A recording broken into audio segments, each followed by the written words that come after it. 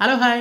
ഇളയ ദളപതി വിജയുടെ 'ജനനായകൻ' സിനിമ കണ്ട് ഇറങ്ങിയിരിക്കുകയാണ്. ഇപ്പം അദ്ദേഹം ഇളയ ദളപതി മാത്രമല്ല, ഒരു സംസ്ഥാനത്തിൻ്റെ മുഖ്യമന്ത്രി കൂടിയാണ്.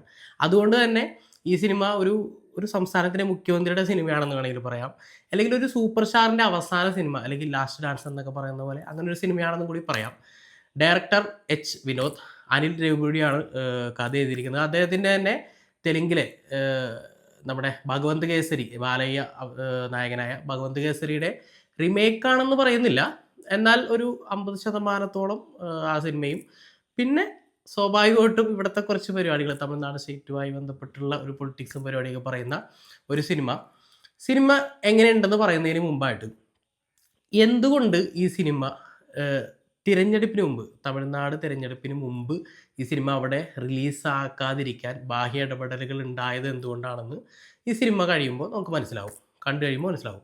അതുപോലെ തന്നെ മനസ്സിലാവുന്നത് എന്തുകൊണ്ട് ഈ സിനിമ ലീക്ക് ചെയ്യപ്പെട്ടു, റിലീസിന് മുമ്പ് ലീക്ക് ചെയ്യപ്പെട്ടു എന്നുള്ളതും ഈ സിനിമ കണ്ടു കഴിയുമ്പോൾ നമുക്ക് മനസ്സിലാവും.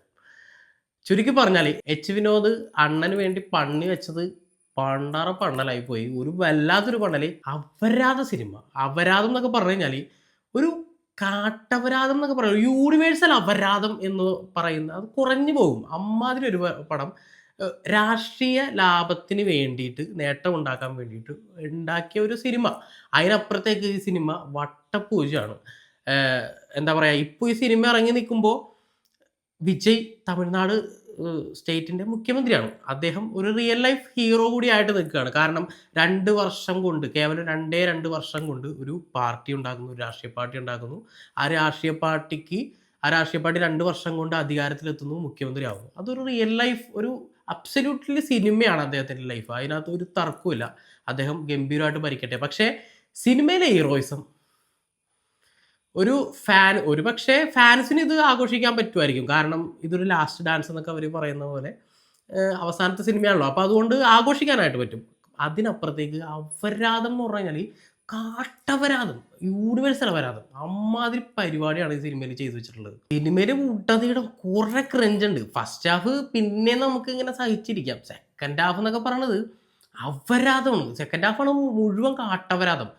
എനിക്ക് ഉറക്കം വന്നിട്ട് പാടില്ല. ഈ വെളുപ്പിന് കണ്ട് സിനിമകളൊക്കെ ഇതാണ്, ഊഞ്ഞാലാട്ടാണ് പരിപാടി. പിന്നെന്താണ്, തുടക്കം മുതൽ അവസാനം വരെ വിജയനെ ദളപതി, ദളപതി, ദളപതി ഇങ്ങനെ വിളിച്ചോണ്ടിരിക്കുക. കുറേ ആൾക്കാർ വന്നിട്ട് തുടക്കം മുതൽ അവസാനം വരെ ഇത് തന്നെ വിളി, ദളപതി, ദളപതി, ദളപതി. ഇത് പരിപാടി ഇങ്ങനെ വിളി. കാരണം ഇനി ഒരു സിനിമയിൽ ഇനി അങ്ങനെ വിളിക്കാൻ പറ്റൂലല്ലോ. അപ്പൊ അത് മുഴുവൻ എച്ച് വിനോദ് ഇതിനകത്ത് തീർത്തിട്ടുണ്ട്. തുടക്കം മുതൽ അവസാനം തന്നെ വിളിയോട് വിളി. സിനിമയിൽ ഒരുപാട് കാശുണ്ട് കേട്ടോ. അതിൽ പ്രധാനപ്പെട്ട ആളുകൾ എന്ന് പറയുന്നത് മമിത ബൈജു ഈ സിനിമ ഇറങ്ങിക്കഴിയുമ്പോൾ, ചിലപ്പോൾ OTT വരുമ്പോൾ ഏറ്റവും കൂടുതൽ എയറിൽ പോകാൻ സാധ്യതയുള്ള ഒരു പരിപാടി മമിതയുടെ ക്യാരക്ടറായിരിക്കും, ഉറപ്പാണത്. പിന്നെ പ്രിയാമണി ഉണ്ട്, സുനിലുണ്ട്, പ്രകാശ് രാജ്, പൂജ ഹെഗ്ഡെ, ബോബി ഡിയോള് ഇവര് ഈ ബോളിവുഡിലുള്ള ആക്ടേഴ്സിനെയൊക്കെ കൊണ്ടുവന്നിട്ട് ഊക്കി വിടുന്ന പരിപാടിയാണ് ഇവരുടെ കയ്യിലുള്ളത്. ഈ തമിഴ്നാട് ഫിലിം മേക്കേഴ്സിൻ്റെ കയ്യിലുള്ളത്. നമ്മൾ ലിയോലൊക്കെ സഞ്ജയത്തിനെ കൊണ്ടുവന്ന് ഊക്കി വിടുന്ന അത് അത്രയും ആയിട്ടില്ല. പക്ഷെ ബോബി ഡിയോൾ എന്നാലും ഈ പറയുന്ന പോലെ ഈ അമീർ ഖാനെ ഈ അടുത്ത് കൊണ്ടുവന്ന് ഇവർക്കിത് ഒരു ശീലമായിട്ടുണ്ട്. ഒരു ബോളിവുഡിൽ നിന്ന് ആരെങ്കിലും പ്രധാനപ്പെട്ട ആക്ടേഴ്സിനെ കൊണ്ടുവന്ന് ഊക്കി പൊളിച്ച് വിടുക എന്നുള്ളൊരു പരിപാടിയാണ് ഇവർ ചെയ്തുകൊണ്ടിരിക്കുന്നത്. പിന്നെ ആരാ, പ്രകാശ് രാജിൻ്റെ കാര്യം പറഞ്ഞു, സുനിൽ, ഗൗതം വാസുദേവൻ തുടക്കത്തിൽ കുറച്ച് ക്യാരക്ടറുള്ളൂ. അങ്ങനെ പോകുന്ന പരിപാടി. പെർഫോമൻസ് എന്നൊക്കെ പറയുമ്പോൾ പ്രിയാമണിയൊക്കെ comedy piece character. Bobby Deol screen പ്രസൻസും ആ ഒരു ഓറയൊക്കെ നല്ല പരിപാടിയാണ്.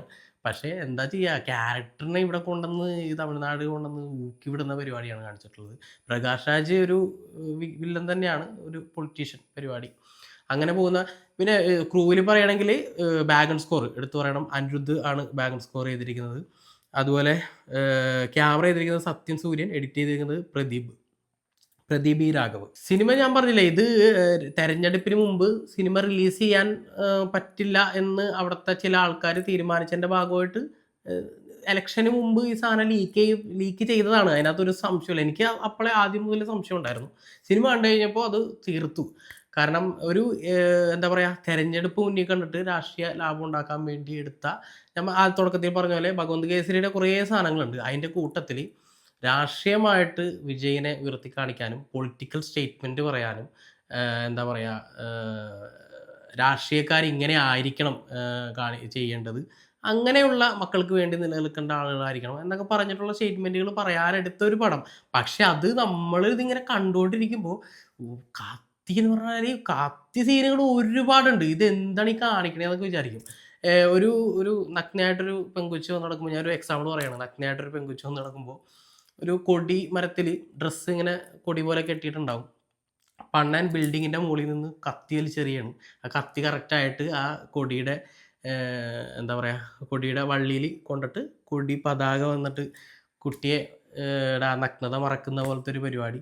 അമ്മാതിരി അപരാധ പരിപാടികളാണ് സിനിമയിൽ ചെയ്തു വെച്ചേക്കുന്നത്. അപ്പൊ തന്നെ ഞാനൊരു എക്സാമ്പിൾ പറഞ്ഞതാണ്. അപ്പൊ മനസ്സിലാവുമല്ലോ.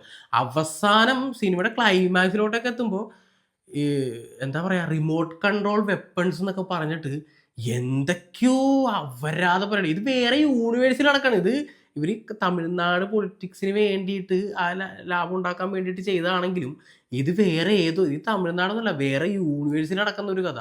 ഇതെന്ത് പടമാണ്? പിന്നെ പാകിസ്ഥാനൊക്കെ കാണിക്കുന്നുണ്ട്. പാകിസ്ഥാനിലെ കുറെ ആൾക്കാർ ഇന്ത്യനെ നശിപ്പിക്കാൻ വേണ്ടിയിട്ട്, എന്നിട്ട് പാകിസ്ഥാനികൾ നിന്ന് തമിഴ് പറയുക.